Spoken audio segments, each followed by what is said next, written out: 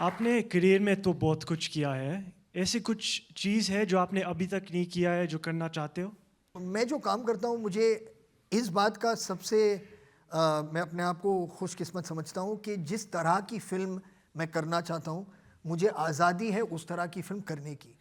क्योंकि बहुत से ऐसे लोग हैं फ़िल्म इंडस्ट्री में जो काम करते हैं क्योंकि बस उन्हें काम की ज़रूरत है और बस जो भी आए उन्हें करना पड़ता है और वो एक एक जीने का एक तरीका है। लेकिन मैं जो लोग फ़िल्म इंडस्ट्री में उस मुकाम तक पहुँचते हैं कि वो फ़ैसला कर सकें कि मुझे ये फ़िल्म करनी है या नहीं करनी है, वो मैं एक तरह का सक्सेस मानता हूँ किसी के भी करियर में, कि आप चूज़ कर सकें जो आपको करना है। तो जब तक ये है, तब तक मुझे और किसी चीज़ करने की ज़रूरत नहीं पड़ती, ऑनेस्टली। आपने जो पहली फिल्म रॉक ऑन की थी एज एन एक्टर, जी, उससे पहले आप डायरेक्टर थे, सफल डायरेक्टर थे, प्रोड्यूसर भी थे। जी। तो एक्टिंग करने का आइडिया कहाँ से आया? एक्टिंग करने का आइडिया जो आया वो अभिषेक कपूर जो थे डायरेक्टर थे रॉक ऑन के और मित्र हैं मेरे, मतलब बहुत सालों से मैं उन्हें जानता हूँ। तो एक दिन मैं कहीं बाहर था डॉन के रिलीज़ के बाद और मेरी मुलाकात हुई उनसे और कंप्लीटली, मतलब कोई चेतावनी नहीं कि मुझे आपसे कुछ बात करनी है फिल्म के बारे में, ऐसा कुछ नहीं। मैं मिला उनसे और उन्होंने मुझसे कहा कि मैं एक फ़िल्म बना रहा हूँ जो एक रॉक बैंड के बारे में है और मैं चाहूँगा कि आप ये रोल करें लीड सिंगर का। तो मैंने कहा यार मैंने कभी एक्टिंग की नहीं है लाइफ में, मुझे पता भी नहीं है कि मैं एक्टिंग कर पाऊँगा या नहीं। तो उन्होंने कहा नहीं नहीं मैं जानता हूँ कि तुम कर लोगे। तो मैंने कहा हाउ डू यू नो यार, कैसे पता? ये नहीं नहीं नहीं, नहीं यू ट्रस्ट मी, बस you just trust me and you come and do it. मैं कल आपके ऑफिस आता हूँ, मैं आपको कहानी सुनाता हूँ, स्क्रिप्ट सुनाता हूँ, अगर आपको कहानी अच्छी लगे तो आप प्लीज़ कीजिए, अगर कहानी अच्छी नहीं लगे देन आई कैन अंडरस्टैंड कि आपको नहीं करनी है। तो कहानी मैंने सुनी, आपने शायद देखी होगी रॉक ऑन। तो मुझे इतनी पसंद आई वो कहानी और जो म्यूज़िक था उस फिल्म का, रॉक म्यूज़िक, मुझे रॉक म्यूज़िक तो पसंद है ही। और वो कह रहे थे कि आप ही गाएंगे गाने, उन्हें पता भी नहीं था कि मैं गिटार बजाता हूँ और गाना गाता हूँ। तो ये सारी चीज़ें एक जो कहते हैं सेरेंडिपिटी जो कहते हैं कि हो गई ऐसी चीज़ें, और मैंने बस उन पर विश्वास किया और कहा कि चलो करते हैं, देखते क्या होता है।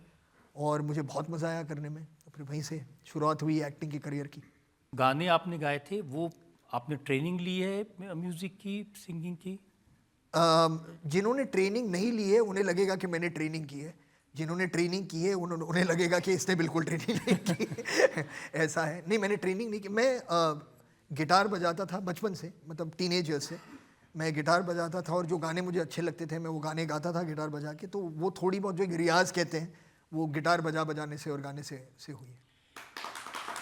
क्योंकि मैं देख रहा था आपने सिर्फ खुद गाने नहीं गाए, जी आपने बच्चन साहब से भी गाना गवाया, आपने ऋतिक रोशन से गाना गवा दिया, जी जी प्रियंका चोपड़ा से गाना गवा दिया अपनी फिल्मों में।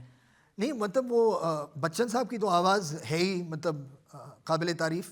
उन्होंने गाया भी है, कई अपनी फ़िल्मों में उन्होंने गाना गाया। और ये जब गाना आया अतरंगी यारी, तो वो फ़िल्म जो थी वज़ीर, वो दोस्ती के बारे में थी और एक बहुत ही अनलाइकली फ्रेंडशिप कि एक रिस्पेक्टेड ओल्ड चेस प्लेयर एक आदमी है और एक पुलिस ऑफिसर जो एक दुख और एक गम से गुजर रहा है। तो एक अनलाइकली फ्रेंडशिप जो थी वो हम कैप्चर करना चाहते थे गाने में। तो ये रोचक कोहली जी हैं, बहुत ही अच्छे म्यूज़िक कंपोज़र हैं, उन्होंने ये गाना बनाया था। तो मुझे तो जब उन्होंने किसी ने मुझसे कहा कि आप और बच्चन साहब साथ में गाएंगे, मुझे तो इतना एक्साइटमेंट हुआ, अभी भी एक्साइट हो रहा हूँ सुनकर, याद करके कि ऐसा हुआ था। और एक तो हमने स्टूडियो में गाना एक साथ गाया और उसके बाद एक कॉन्सर्ट हुआ था मुंबई में, ग्लोबल सिटीज़न करके एक कॉन्सर्ट था और स्टेज पर उनके साथ मुझे ये गाना गाने का मौका मिला। मेरे करियर में I think that's probably one massive achievement. और ऋतिक, उनको तो डांस के लिए लोग जानते हैं। हाँ नहीं, लेकिन ऋतिक भी वो एक कंप्लीट एक्टर हैं, वो अपनी आवाज़ पे काम करते हैं, वो सिंगिंग क्लासेस भी लेते हैं। क्योंकि अगर आपके आवाज़ में एक रेंज हो और अगर आप कंट्रोल कर पाएँ अपनी आवाज़ को, तो वो आपके एक्टिंग में भी काम आता है कि आप पिच कर सकते हैं किसी परफॉर्मेंस को किसी तरह, या किसी भी एक डायलॉग को लो ऑक्टेव में बोलकर सडनली एक ऊंचे ऑक्टेव में अगर आपको ले जाना है तो इसका एक इफेक्ट होता है। तो वो अपने आप पर हमेशा काम करते रहते हैं, जो एक किसी भी एक्टर को करनी चाहिए ऐसी ऐसी चीज़ें। और जोया ने डिसाइड किया था कि ये जो गाना है सेन्योरिटा, ये जो एक्टर हैं वो तीनों के तीनों एक्टर ही गाएंगे।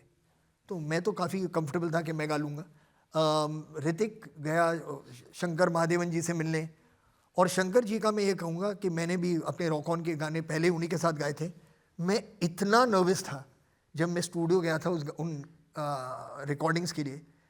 तो मैं पहुंचता था वहाँ पर, तो शीशा होता है, आप बूथ में होते हो, वहाँ पर सामने शंकर जी थे, कुछ साउंड इंजीनियर था, एक दो लोग थे। तो मैंने उनसे कहा, और ऋतिक ने भी के साथ भी यही हुआ था, उन्होंने कहा कि यार सबसे पहले बाकी सब लोग जिनकी ज़रूरत नहीं है आप सब यहाँ से चले जाइए, क्योंकि हो सकता है यहाँ पर मुझे लग रहा है कि मैं किशोर कुमार की तरह गा रहा हूँ और वहाँ पर एक गधे की आवाज़ निकल रही है, क्या पता। तो बाकी सब हट जाइए, सिर्फ एक शंकर महादेवन जी रहेंगे। तो वो रहे। फिर मैंने उनसे कहा था कि आप सारे लाइट ऑफ कर दीजिए स्टूडियो के, कोई मुझे देख ना पाए, क्योंकि मैं खड़े रहकर, मतलब जो कहते हैं ना, जो मंझे हुए सिंगर हैं, मैं उनके साथ काम कर चुका हूँ। एक उनका एक तरीका होता है कैसे खड़े रहते हैं, पोस्चर होता है, एक हाथों से, मतलब जो भी एक्सप्रेशन होता है उनका हाथों से होता है। मुझे ये सब पता नहीं था। मैंने सोचा था मैं अपने हाथ में माइक पकड़ूंगा और मैं डांस करूंगा अंधेरे में और गाना गाऊंगा, तो ताकि आसानी से, मतलब एक फ्लो में निकले गाना। तो इस तरह से मैंने किया। और ऋतिक जब आए तो शंकर जी के साथ थे, और शंकर पहले दिन ही शंकर जी ने उनसे कहा कि कुछ रिहर्सल नहीं, कुछ नहीं करना है, आपने गाना सुना है, घर पे आपने थोड़ी बहुत रिहर्सल की होगी, just go straight into the booth and just start singing. क्योंकि जब तक आप गाना शुरू नहीं करोगे तब तक आपको हमेशा आपका माइंड कहता रहेगा कि मुझसे ये हो नहीं पाएगा। तो he has been very very instrumental for me, and I am imagining even for Hrithik to be able to sing out in public.